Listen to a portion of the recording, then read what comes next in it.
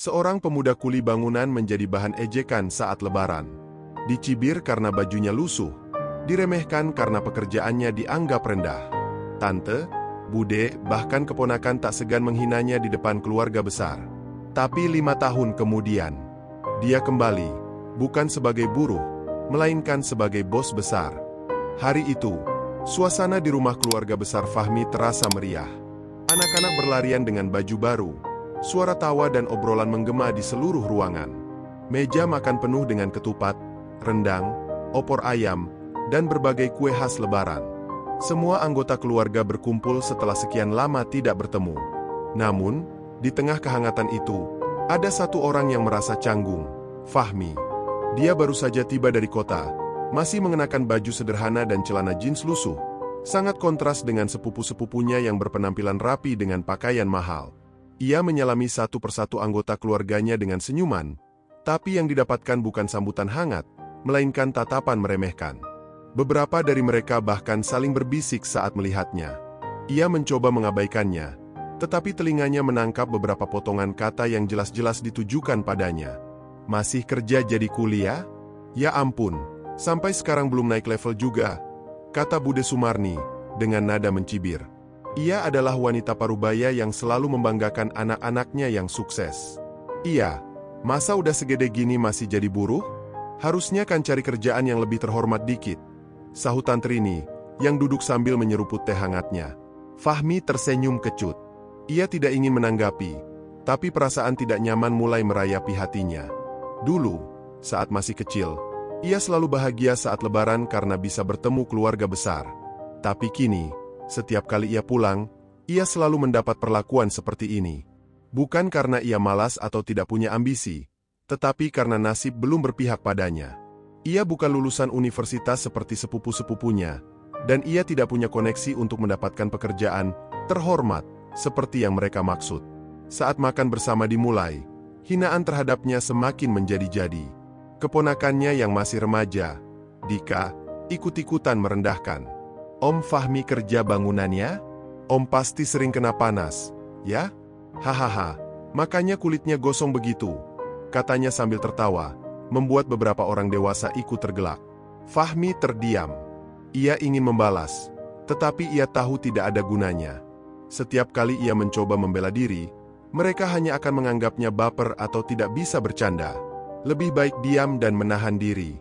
Namun, di dalam hatinya, ada bara kecil yang mulai menyala. Di tengah perbincangan, sepupu-sepupunya mulai membandingkan dirinya dengan orang lain. Coba lihat si Reza, sekarang kerja di bank, gajinya puluhan juta sebulan. Terus si Andi, dia udah buka bisnis sendiri, sekarang udah punya mobil baru. Lah kamu, Fahmi, masih naik motor butut itu? Kata sepupu Nanda, sambil melirik motor tua Fahmi yang terparkir di halaman. Tawa mereka semakin keras. Hati Fahmi semakin teriris. Ia ingin mengatakan bahwa menjadi kuli bangunan bukanlah pekerjaan hina. Bahwa ia bekerja keras setiap hari, berkeringat di bawah terik matahari, hanya agar bisa bertahan hidup. Tapi mereka tidak akan peduli. Mereka hanya melihat hasil, bukan proses. Saat sesi foto keluarga dimulai, Fahmi merasa makin terpinggirkan.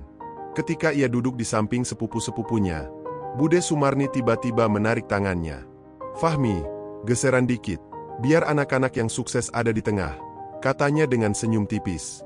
Saat itu, ia benar-benar merasa kecil. Seakan-akan ia tidak pantas berada di antara mereka. Seakan-akan keberadaannya hanya merusak pemandangan keluarga besar. Namun, di balik semua hinaan dan perlakuan buruk yang ia terima, Fahmi tidak marah. Ia justru merasa tertantang. Dalam hatinya, ia berjanji bahwa suatu hari nanti, ia akan kembali ke rumah ini dengan kepala tegak. Ia akan menunjukkan kepada mereka bahwa kuli bangunan yang mereka hina ini bisa sukses. Ia akan bekerja lebih keras, lebih cerdas, dan membuktikan bahwa takdir bisa diubah dengan usaha. Dan disitulah perjalanan barunya dimulai. Setelah hari itu, Fahmi pulang ke kota dengan hati yang penuh luka, tapi bukan untuk meratapi nasib. Sepanjang perjalanan naik motor tuanya, kata-kata hinaan yang dilemparkan kepadanya terus terngiang di telinganya. Cuma kuli bangunan, kerja nggak terhormat, gaji pas-pasan, semua itu menusuk harga dirinya. Namun, alih-alih membuatnya putus asa, Hinaan itu justru membakar semangatnya. Saat tiba di kontrakan kecilnya yang sempit dan pengap, ia duduk di kasur tipisnya dan menatap langit-langit. Dalam hati, ia bertanya pada dirinya sendiri, "Sampai kapan aku begini? Sampai kapan aku membiarkan diriku dipandang rendah?" Pertanyaan itu terus berputar dalam pikirannya, dan untuk pertama kalinya dalam hidupnya, ia merasa ada dorongan kuat untuk mengubah nasibnya. Malam itu, ia membuka ponselnya dan mulai mencari informasi tentang cara menjadi kontraktor, peluang usaha di bidang konstruksi, dan bagaimana orang-orang dari nol bisa sukses di industri ini. Ia menemukan banyak kisah inspiratif tentang orang-orang yang dulu juga pekerja kasar seperti dirinya, tetapi akhirnya bisa memiliki perusahaan sendiri. Ia menyadari satu hal, jika mereka bisa, kenapa aku tidak? Keesokan paginya, ia datang ke proyek tempatnya bekerja dengan semangat yang berbeda. Jika biasanya ia hanya menjalankan tugas sesuai perintah mandor, kali ini ia lebih banyak bertanya, lebih banyak mengamati, dan lebih banyak belajar. Ia mulai memperhatikan bagaimana cara mandornya mengatur pekerjaan, bagaimana cara menghitung material, hingga bagaimana proses tender proyek dilakukan. Salah satu pekerja senior, Pak Joko, melihat perubahan Fahmi. "Kamu kenapa, Mi? Biasanya kerja diam-diam aja, sekarang banyak nanya," tanya Pak Joko dengan heran. Fahmi tersenyum. "Saya pengen maju, Pak. Nggak mau jadi kuli selamanya." Mendengar itu, Pak Joko justru tertawa kecil. "Bagus, Mi. Kalau kamu memang serius, pelajari semuanya. Jangan cuma kerja asal selesai, tapi pahami juga prosesnya." Dari hari ke hari, Fahmi semakin berusaha keras. Setiap kali ada kesempatan berbicara dengan mandor atau insinyur proyek, ia tak segan bertanya tentang teknik pembangunan, manajemen proyek, hingga cara mendapatkan klien. Di malam hari, ia menggunakan waktu luangnya untuk membaca buku tentang bisnis dan menonton video edukasi tentang konstruksi. Namun, belajar saja tidak cukup. Ia sadar bahwa jika ingin naik level, ia butuh modal dan keterampilan tambahan. Maka, ia mulai mencari peluang lain. Ia mengambil pekerjaan tambahan sebagai tukang renovasi rumah kecil-kecilan di akhir pekan, dan hasilnya ia tabung sedikit demi sedikit. Setahun berlalu. Dengan uang yang ia kumpulkan, ia akhirnya bisa mengikuti kursus manajemen proyek dan sertifikasi kontraktor kecil. Ini adalah langkah besar baginya, sesuatu yang tidak pernah ia bayangkan sebelumnya. Dengan ilmu baru yang ia dapatkan, ia mulai mencari proyek-proyek kecil secara mandiri, seperti mengerjakan renovasi rumah, membangun pagar, atau memperbaiki atap. Ia juga mulai membangun jaringan. Ia berteman dengan pemasok bahan bangunan, berbicara dengan pemilik toko material, dan bahkan mencoba mendekati beberapa pengembang properti kecil. Ia sadar, bisnis ini bukan hanya soal keterampilan, tetapi juga tentang relasi. Pada suatu hari, kesempatan besar datang kepadanya. Bosnya di proyek melihat kerja keras dan dedikasinya. "Fahmi, kamu serius mau naik level?" tanya bosnya. Tanpa ragu, Fahmi menjawab, "Iya, Pak. Saya ingin jadi lebih dari sekadar kuli." "Bagus. Saya ada proyek kecil yang bisa kamu tangani.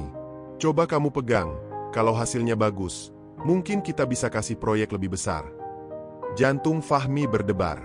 Inilah kesempatan yang selama ini ia tunggu. Dengan penuh keyakinan, ia mengangguk. Hari itu, ia tidak lagi hanya seorang kuli. Ia baru saja melangkah menuju dunia yang lebih besar. Perjuangannya baru saja dimulai. Fahmi berdiri di depan lokasi proyek kecil yang diberikan oleh bosnya, sebuah rumah sederhana yang akan direnovasi total. Ini pertama kalinya ia memimpin proyek sendiri. Dulu, ia hanya menerima perintah. Tapi sekarang, ia yang harus memastikan semuanya berjalan lancar. Namun, tantangan langsung muncul sejak hari pertama. Ia harus mengatur pekerja, memesan bahan bangunan, menghitung anggaran, dan memastikan proyek selesai tepat waktu. Jika gagal, kepercayaan bosnya akan hilang, dan mungkin ini akan menjadi kesempatan pertamanya sekaligus yang terakhir. "Mi, ini bahan bangunannya sudah sesuai sama yang dipesan, atau mau ganti?" tanya seorang pemasok material. Fahmi mengambil daftar kebutuhan material yang telah ia buat. Berbeda dengan dulu saat ia hanya mengikuti arahan, kini ia harus mengambil keputusan sendiri. Ia mengecek bahan dengan teliti, memastikan kualitasnya baik, dan akhirnya menyetujui pembelian. Keputusan ini sepenuhnya ada di tangannya. Hari demi hari berlalu, dan proyeknya mulai menunjukkan hasil. Awalnya, beberapa pekerja sempat meragukan kemampuannya. Paling juga berantakan nanti. Biasa cuma kuli, sekarang tiba-tiba mau jadi mandor? Bisa nggak tuh? Komentar seperti itu sempat mengganggunya. Tapi ia memilih diam dan membiarkan hasil kerja kerasnya berbicara. Ia mengatur segalanya dengan rapi. Bahan bangunan tidak ada yang terbuang sia-sia, pekerjaan berjalan tepat waktu, dan komunikasi dengan klien berjalan lancar. Sikapnya yang profesional membuat para pekerja mulai menghormatinya. Mereka melihat bahwa Fahmi benar-benar serius dalam pekerjaannya. Sebulan kemudian, proyek itu selesai. Rumah yang tadinya usang kini terlihat baru dan kokoh. Klien puas, bosnya pun terkesan. "Fahmi, kamu kerja bagus. Kayaknya kamu memang punya bakat di bidang ini." Fahmi hanya bisa tersenyum bangga. Ini adalah titik balik dalam hidupnya. Dari seorang kuli bangunan yang diremehkan, kini ia mulai dikenal sebagai pengusaha konstruksi pemula. Dengan modal kepercayaan dari bosnya, ia mulai menangani lebih banyak proyek kecil. Ia merekrut beberapa pekerja sendiri dan mulai dikenal sebagai kontraktor muda berbakat di lingkungannya. Bisnisnya mulai berkembang. Namun, Fahmi tahu ini baru permulaan. Ia ingin lebih dari sekadar sukses di proyek kecil. Ia ingin menjadi besar. Dan untuk itu, ia harus terus belajar dan berusaha lebih keras lagi. 5 tahun lagi, ia akan kembali ke kampung halamannya. Bukan sebagai kuli bangunan yang dihina, tapi sebagai pengusaha sukses yang berdiri dengan kepala tegak. 5 tahun berlalu sejak penghinaan di hari raya itu. Kini, Fahmi bukan lagi kuli bangunan biasa. Ia telah berhasil membangun usahanya sendiri, sebuah perusahaan kontraktor yang berkembang pesat. Dulu, ia hanya bisa bermimpi mengelola proyek besar, tapi sekarang ia telah menangani berbagai pembangunan rumah, ruko, bahkan gedung perkantoran kecil. Nama, Fahmi Konstruksi, mulai dikenal, bukan hanya di kotanya, tetapi juga di beberapa daerah sekitarnya. Pagi itu, Fahmi berdiri di lantai 2 kantornya yang baru direnovasi. Dari jendela, ia melihat belasan pekerja dengan seragam biru bertuliskan nama perusahaannya. Mereka dulu adalah teman-teman kerjanya sesama kuli, dan sekarang mereka bekerja di bawah kepemimpinannya. "Bos, jadwal kita padat nih. Ada proyek perumahan baru yang mau kita garap," kata Rizal, salah satu stafnya yang dulu juga pernah bekerja sebagai buruh bangunan. Fahmi tersenyum.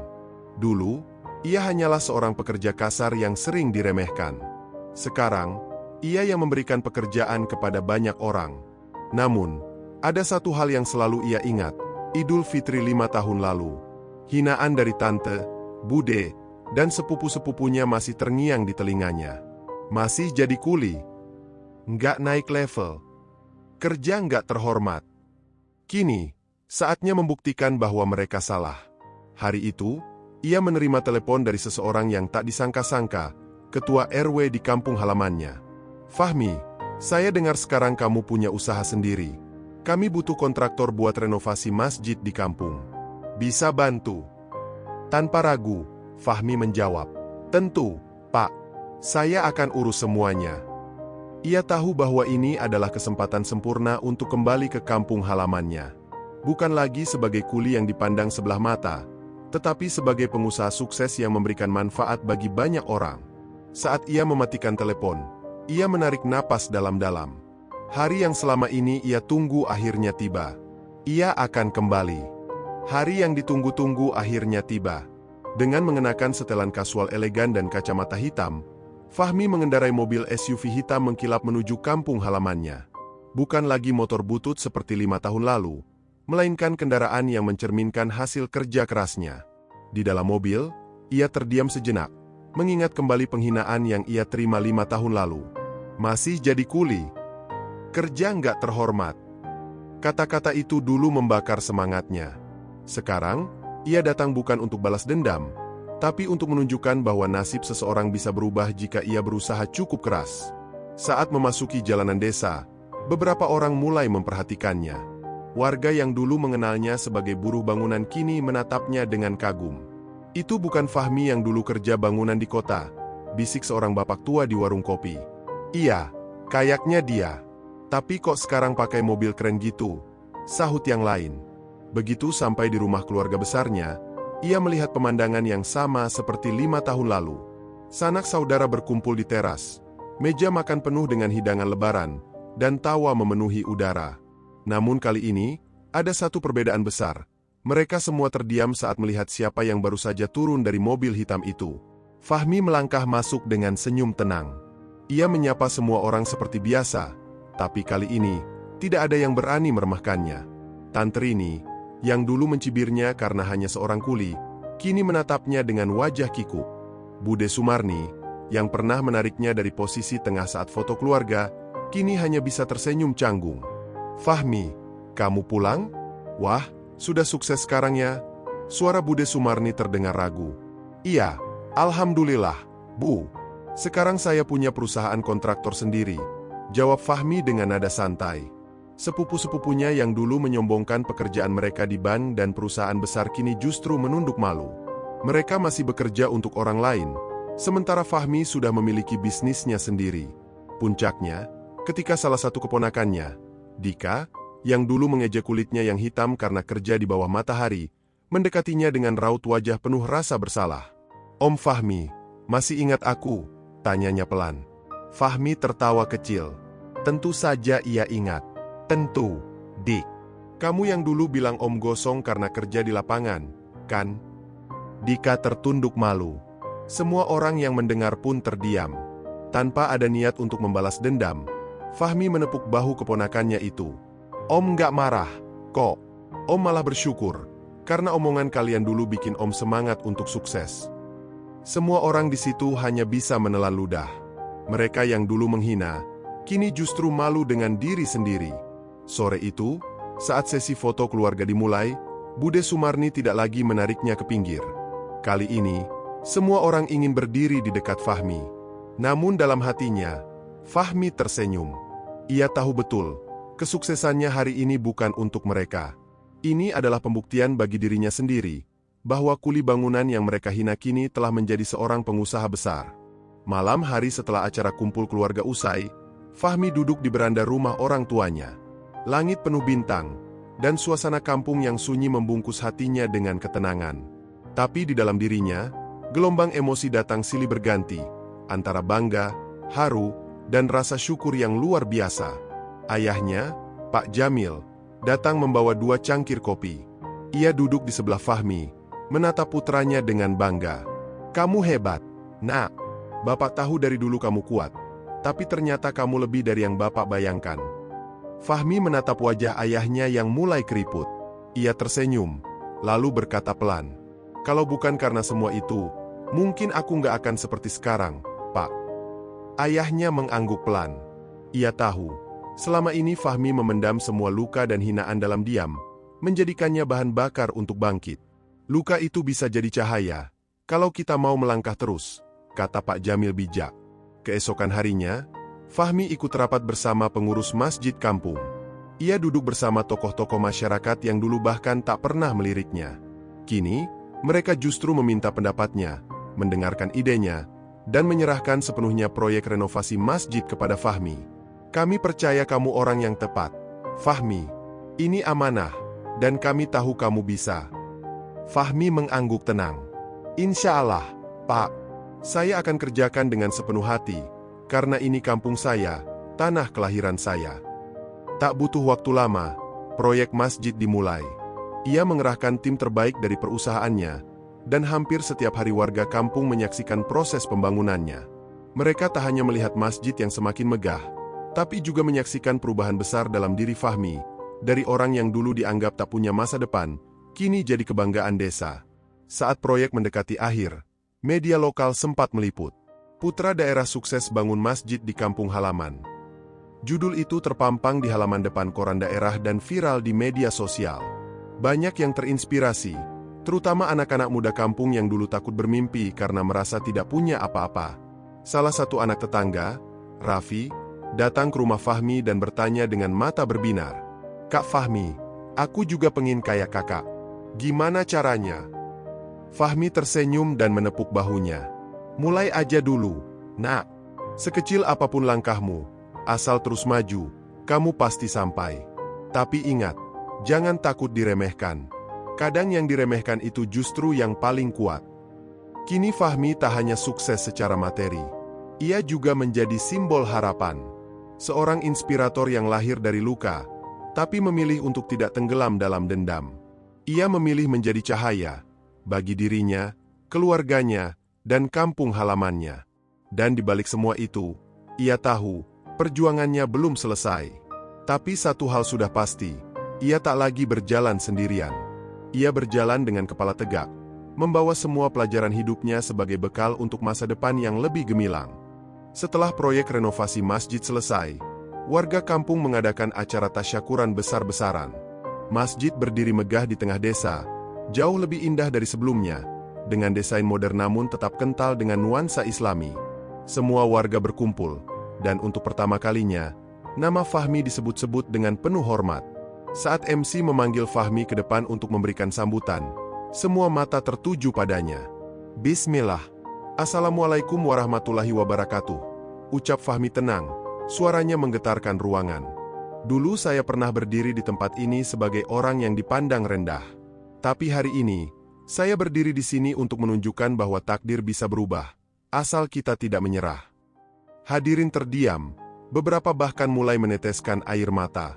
Tak sedikit dari keluarga besar Fahmi yang menunduk, malu dengan perlakuan mereka di masa lalu. Namun Fahmi tidak menyimpan dendam. Justru ia menutup sambutannya dengan pesan menyejukkan. Hinaan dan cemoohan kalian dulu bukan kutukan, tapi cambuk yang membuat saya berdiri. Maka hari ini, saya tak datang untuk membalas, tapi untuk memaafkan dan berbagi keberkahan. Tepuk tangan bergemuruh. Suasana haru menyelimuti acara itu. Tak ada lagi Fahmi si kuli bangunan. Yang ada hanyalah Fahmi, pengusaha sukses, dermawan, dan panutan kampung. Malamnya, saat ia duduk di teras bersama ayah dan ibu, angin sejuk menyapu pelan wajahnya. Ia merasa damai, penuh, tidak hanya karena kesuksesan yang ia raih, tapi karena ia berhasil membuktikan bahwa masa lalu tidak menentukan masa depan. Yang penting adalah bagaimana kita menanggapinya. Beberapa hari kemudian, video dokumentasi perjalanan hidup Fahmi, dari kuli bangunan yang dihina hingga menjadi pengusaha kontraktor sukses, diunggah ke kanal YouTube-nya. Dalam waktu singkat, video itu viral dan ditonton jutaan orang. Banyak komentar masuk, dari yang terinspirasi hingga yang merasa tertampar oleh kisahnya. Di akhir video, Fahmi menyapa langsung para penonton dengan senyum hangat. Terima kasih sudah menonton kisah nyata ini. Semoga cerita saya bisa jadi inspirasi buat kalian semua yang mungkin hari ini sedang direndahkan. Jangan menyerah, karena yang hari ini dihina, bisa jadi besok ditinggikan. Lalu ia menutup dengan pesan, jangan lupa like, komen, dan subscribe untuk terus mendukung kisah-kisah inspiratif lainnya. Dan share video ini ke teman-teman kalian. Siapa tahu, bisa jadi cahaya buat mereka yang sedang gelap. Perjalanan Fahmi belum selesai. Tapi satu hal pasti, ia telah menunjukkan bahwa cahaya paling terang seringkali lahir dari kegelapan paling pekat.